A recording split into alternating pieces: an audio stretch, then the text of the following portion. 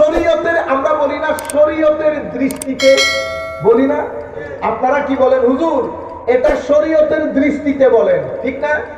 দৃষ্টিমানি চোখ, তাইলে শরীয়তের চোখ কয়টা? আপনারা জানেন শরীয়তের চোখ কয়টা? শরীয়তের চোখ এগেইন ব্রডার পার্সপেক্টিভে বলতেছি, শরীয়তের চোখ তিনটা। কয়টা? তিনটা। কোরআন, সুন্নাহ, ঠিক আছে? এটাকে কি বলে? Primary source. কি বলে? Primary source. আর এটা হচ্ছে উলামা। কি বলেছি? উলামা মানে আমার নবীর জ্ঞানের ওয়ারিশ, আমার নবীর জ্ঞানের ওয়ারিশ। এটা চোখ, কোরআন সুন্নাহ চোখ। তবে এটা হচ্ছে চশমা। এটা কি? চশমা। চশমা আমরা কখন করি? যখন আমার চোখে দেখতে নজরে যখন না আসে তখন আমরা চশমা ব্যবহার করি, ঠিক না? কোরআন সুন্নাতে যখন কোনো কিছু নজরে আসবে না তখন আমরা চশমা ব্যবহার করব। সেই চশমা কারা? এই ইনারা। ইনারা কারা? ইনারা হচ্ছে আমার নবীর জ্ঞানের ওয়ারিস, আমার নবীর জ্ঞানের। তাহলে শরীয়তের দৃষ্টি তিনটা, একটা কোরআন, একটা সুন্নাহ, হাদিস না।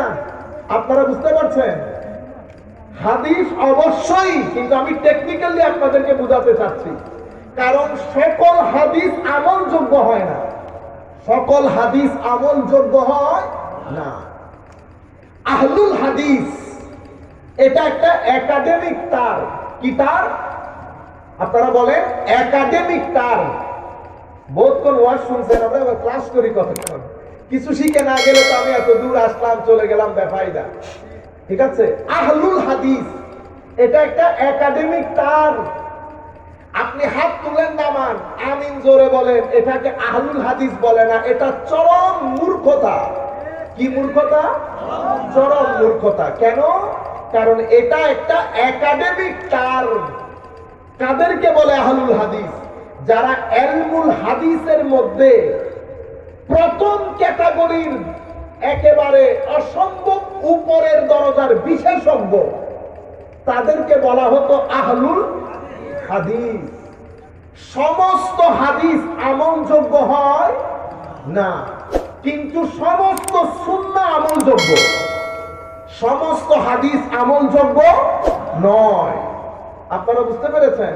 তাইলে শরীয়তের দৃষ্টি কয়টা পাইলাম? কোরআন, হাদিস না, কি বলেছি? সুন্নাহ। কেন? কারণ হাদিসের মধ্যে অনেক হাদিস আমলযোগ্য হয় না। সেই কারণে আমার নবী বলতে কি বলে গেছেন? তোমাদের জন্য রেখে যাচ্ছি কিতাবুল্লাহ, এরপরে কি? ওয়া হাদিসি ওয়া সুন্নতি, সুন্নত রেখে যাচ্ছি।